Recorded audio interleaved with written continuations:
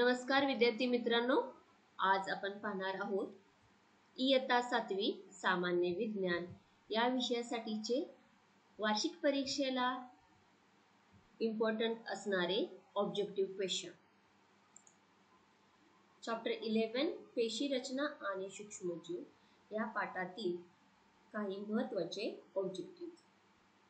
पेशी हा सर्व सजीवांचा रचनात्मक व कार्यात्मक असा मूलभूत घटक आहे. तर हा प्रश्न तुम्हाला पेशी म्हणजे काय असा येऊ शकतो. पेशी, ऊती, इंद्रिय व इंद्रिय संस्था अशा शरीर पातळ्या असतात. तर तुम्हाला असा प्रश्न येऊ शकतो की शरीरातील वेगवेगळ्या शरीर पातळ्या कोणत्या असतात ते लिहा. पुढे बघा, सूक्ष्मदर्शक हे उपकरण कोणी तयार केले? तर त्याचे सायंटिस्ट आहेत अँटोन लिव्हनहॉक यांनी 1673 मध्ये हे उपकरण तयार केलेले आहे. इथं बघा पेशींच्या आकृत्या दिलेल्या आहेत. आपल्याला असा प्रश्न येऊ शकतो की शरीरातील विविध पेशींची नावे लिहा किंवा विविध पेशी कोणत्या आहेत. इथं आहेत आपल्याला दिलेल्या तांबड्या रक्तपेशी, स्नायूपेशी, अंडपेशी, अस्थिपेशी, चेतापेशी आणि शुक्रपेशी. यापैकी तुम्हाला कोणत्याही 4 पेशींची नावं लिहिता आली पाहिजेत. पुढे आहे विविध आकारांच्या पेशी. तर गोलाकार, दंडाकार, स्तंभाकार, सर्पिलाकार, अंडाकृती, आयताकार अशा विविध आकारांच्या पेशी आढळून येतात.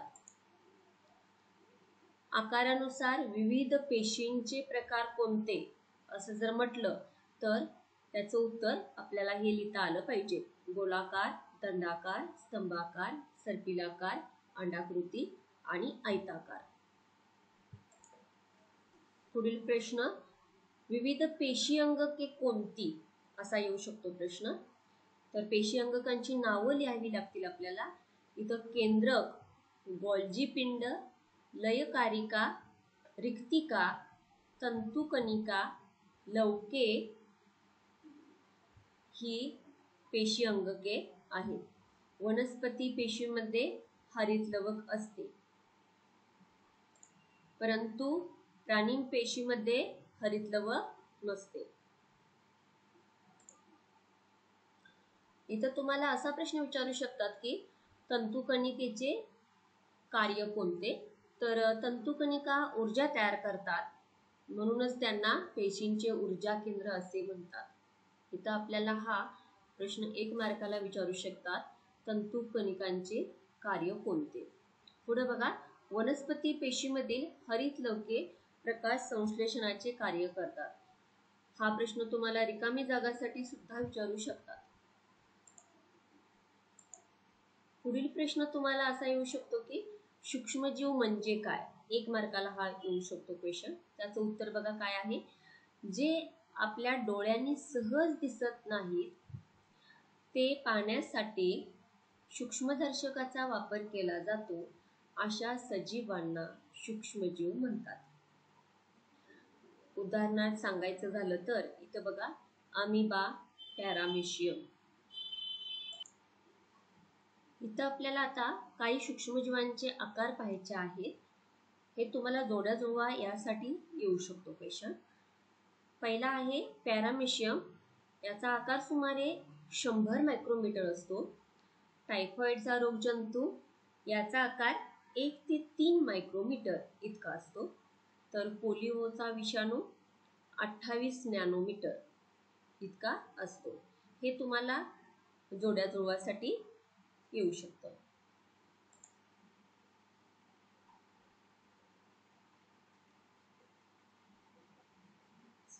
तर रिकामी जागासाठी विचारू शकतील किंवा एका वाक्यात उत्तर लिहिण्यासाठी विचारू शकतात.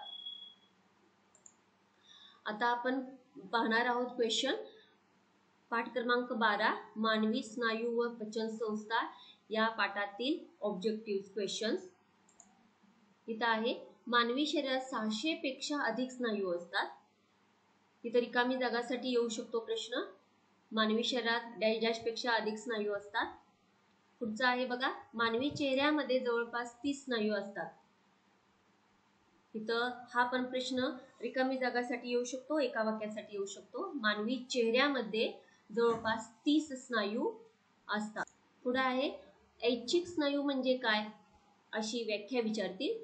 हातांनी काम करणे, चालणे, अन्नपदार्थ खाणे अशी कामे आपल्या इच्छेवर अवलंबून असतात. अशा कामांसाठी वापरात येणाऱ्या स्नायूंना ऐच्छिक स्नायू असे म्हणतात. इथं ऐच्छिक स्नायूचे व्याख्या सांगून उदाहरण द्या असे विचारलं जाईल. पुढचं आहे अनैच्छिक स्नायू. अनैच्छिक स्नायू म्हणजे काय तर श्वसन, पचन, रक्ताभिसरण करणाऱ्या आपल्या शरीरातील काही इंद्रियांची कामे जीवनावश्यक असतात, पण ती आपल्या इच्छेवर अवलंबून नसतात. अशा इंद्रियात असणाऱ्या स्नायूंना अनैच्छिक स्नायू म्हणतात. पुढचा पॉइंट बघायचा आहे स्नायूंचे प्रकार.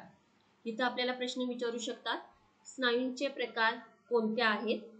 तर इथं बघा अस्थिस्नायू, हृदयाचे स्नायू आणि तिसरा आहे मृदू स्नायू. हे स्नायूंचे प्रकार आहेत. प्रत्येक दातावर इनॅमल या कठीण पदार्थाचे आवरण असते. इनॅमल हे कॅल्शियमच्या क्षारांपासून बनलेले असते.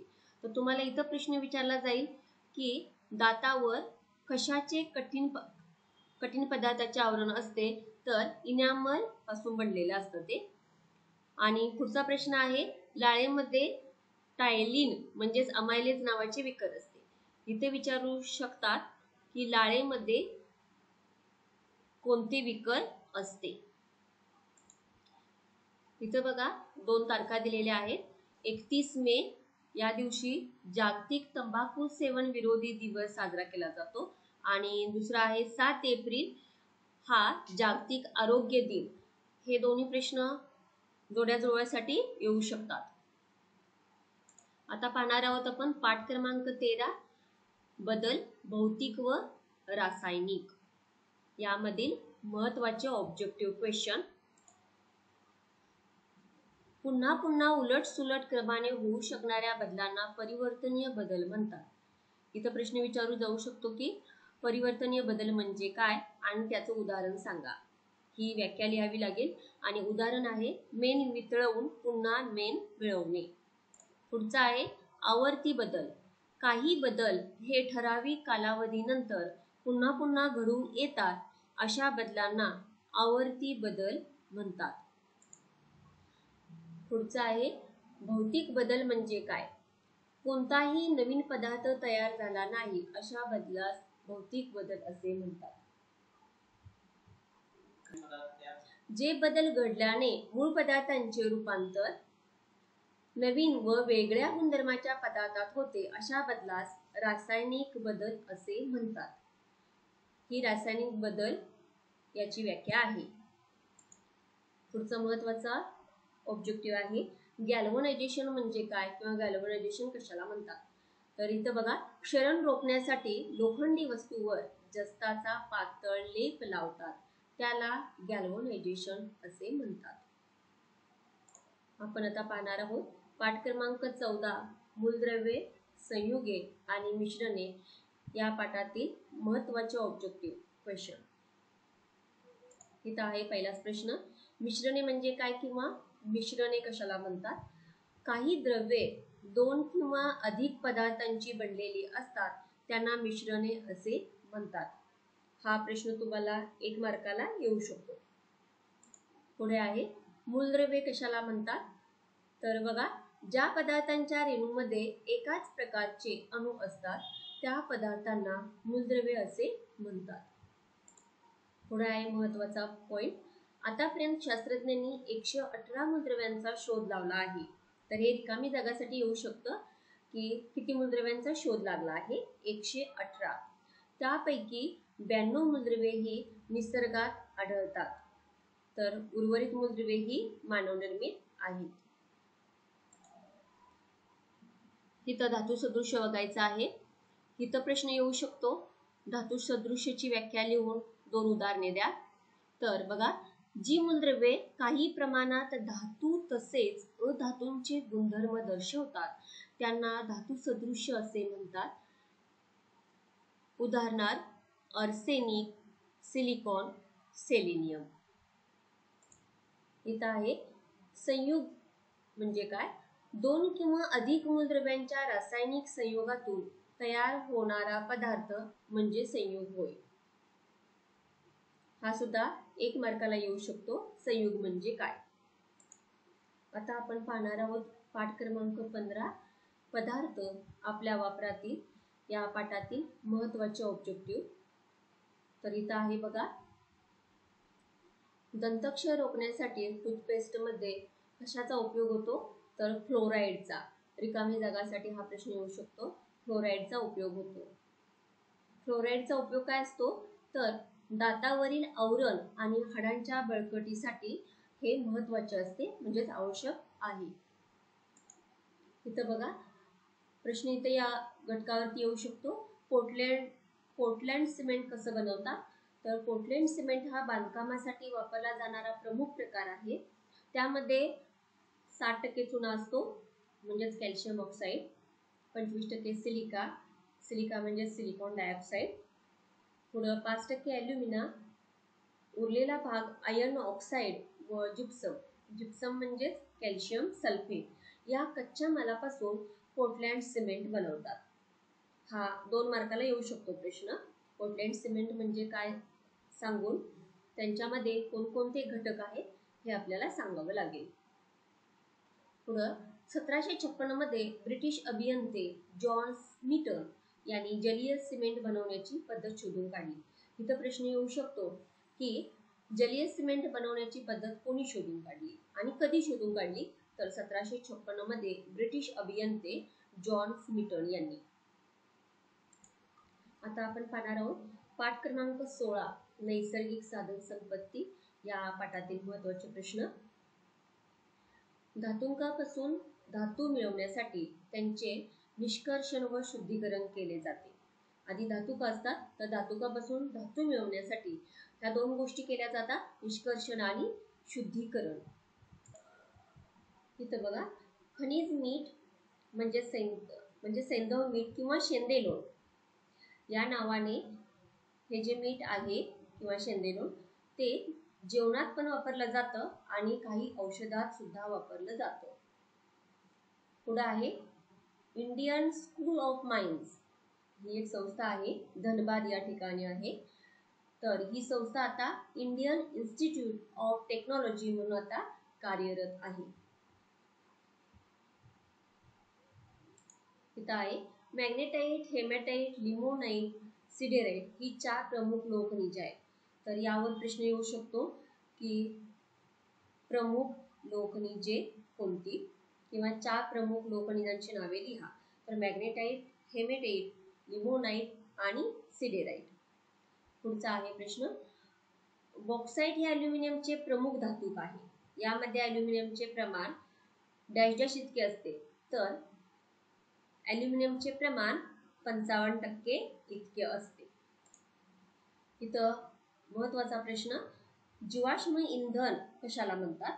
तर इथं बघा, लाखो वर्षापूर्वी नैसर्गिक घडामोडीमुळे जंगले जमिनीत गाडली गेली आणि या गाडल्या गेलेल्या वनस्पतींचे रूपांतर हळूहळू इंधनामध्ये झाले. त्या वनस्पतींच्या अवशेषांपासून दगडी कोळसा तयार झाला, त्यामुळे कोळशाला जीवाश्म इंधन असे म्हणतात. यावर असाही प्रश्न येऊ शकतो की कोळशाला जीवाश्म इंधन का म्हणतात? इथं आहे दगडी कोळशाचे प्रकार कोणकोणते आहेत? तर पहिला आहे पीट, लिग्नाइट, बिट्युमिनस, कोल, अँथ्रासाइट हे दगडी कोळशाचे प्रकार आहेत. तर यामध्ये जो अँथ्रासाइट आहे हा उच्च प्रतीचा कोळसा आहे. हा महत्त्वाचा प्रश्न आहे. अँथ्रासाइट रिकामी जागासाठी सुद्धा येऊ शकतो हा क्वेश्चन, 1 मार्काला. पुढे आहे दगडी कोळशापासून प्रोड्युसर गॅस व वॉटर गॅस ह्या वायुरूप इंधनांची निर्मिती केली जाते. इथं प्रश्न असा येऊ शकतो की दगडी कोळशापासून कोणत्या वायुरूप इंधनांची निर्मिती केली जाते? इथं उत्तर लिहावं लागेल प्रोड्युसर गॅस व वॉटर गॅस. तेल आणि नैसर्गिक वायू महामंडळ म्हणजेच ONGC या संस्थेची स्थापना 14 ऑगस्ट 1956 रोजी झाली. पुढे प्रश्न येऊ शकतो. CNG ची वैशिष्ट्ये लिहा. तर CNG मध्ये हा वायू सहज पेट घेतो. ज्वलनानंतर घन कचरा शिल्लक राहत नाही. अजून खाली पॉइंट आहे, सहजतेने वाहून नेता येतो. ज्वलनावर सहज नियंत्रण ठेवता येते. यापैकी कोणतेही तुम्ही 2 लिहू शकता. CNG ची वैशिष्ट्ये. वनसंपत्ती. इथं बघा, जगाच्या एकूण भूभागांपैकी सुमारे 30% भूभाग जंगलांनी व्यापलेला आहे. 30% हा प्रश्न रिकामी जागासाठी येऊ शकतो. त्यामध्ये जंगलांची कार्ये, संरक्षक कार्य कोणते आहेत? तर भूपृष्ठावरून वाहणाऱ्या पाण्याचा वेग कमी करणे, मृदेला प्रतिबंध करणे, जमिनीत पाणी मुरण्यास मदत करणे, पुरावर नियंत्रण ठेवणे, बाष्पीभवनाचा वेग कमी करणे. यापैकी तुम्ही कोणतीही 2 ते 3 कार्ये लिहू शकता. इथं भारतात सागर तळातून खनिज तेल व नैसर्गिक वायू मिळवण्यासाठी 1974 साली मुंबई हाय या ठिकाणी, हे ठिकाण मुंबईमध्ये आहे, या ठिकाणी सागर सम्राट या ड्रिल शिप द्वारे खनिज तेल विहीर खणली गेली. इथं या चित्रामध्ये दिसत आहे आपल्याला. इथं बुरशी याचा वापर प्रतिजैविकांची निर्मिती करण्यासाठी केला जातो. शार्क, कॉड मासे यापासून ADE जीवनसत्वयुक्त तेल निर्मिती केली जाते. आणि समुद्र काकडी जी आहे त्याचा वापर कॅन्सर तसेच ट्यूमर रोखण्यासाठी औषध म्हणून केला जातो. आता आपण पाहणार आहोत पाठ क्रमांक 17 प्रकाशाचे परिणाम या पाठातील महत्त्वाचे प्रश्न. इथं उपछाया आणि प्रछाया म्हणजे काय किंवा कशाला म्हणतात हे बघायचं आहे. हे 1 मार्कासाठी व्याख्या येऊ शकते. छायेचे फिकट व गडद असे 2 भाग पडद्यावर दिसतात. जो भाग फिकट असतो त्याला उपछाया असे म्हणतात, तर जो भाग गडद असतो त्या भागाला प्रछाया असे म्हणतात. इथं सूर्यग्रहण आणि चंद्रग्रहण.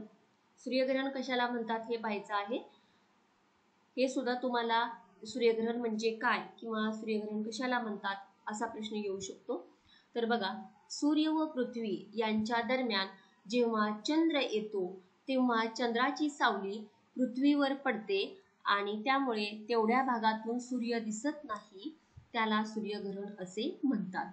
पुढे आहे चंद्रग्रहण. सूर्य आणि चंद्र यांच्यामध्ये पृथ्वी आली की पृथ्वीची छाया चंद्रावर पडते व चंद्राचा काही भाग झाकला जातो, त्याला चंद्रग्रहण असे म्हणतात. ह्या दोन्ही व्याख्या महत्त्वाच्या आहेत. दोन्हीपैकी एखादी तरी परीक्षेला येऊ शकते. पुढे आहे सूर्यग्रहणाच्या वेळी हानिकारक अतिनील किरण पृथ्वीवर पोहोचतात. सूर्यग्रहण हे उघड्या डोळ्यांनी कधीही बघू नये, त्यासाठी विशिष्ट प्रकारचे काळे चष्मे वापरावेत, कारण सूर्यग्रहणाच्या वेळी अतिनील किरण पृथ्वीवर येतात. इथे पाहायचे आहे पिधान कशाला म्हणतात. पृथ्वीवरून पाहता जेव्हा चंद्राच्या मागे एखादा ग्रह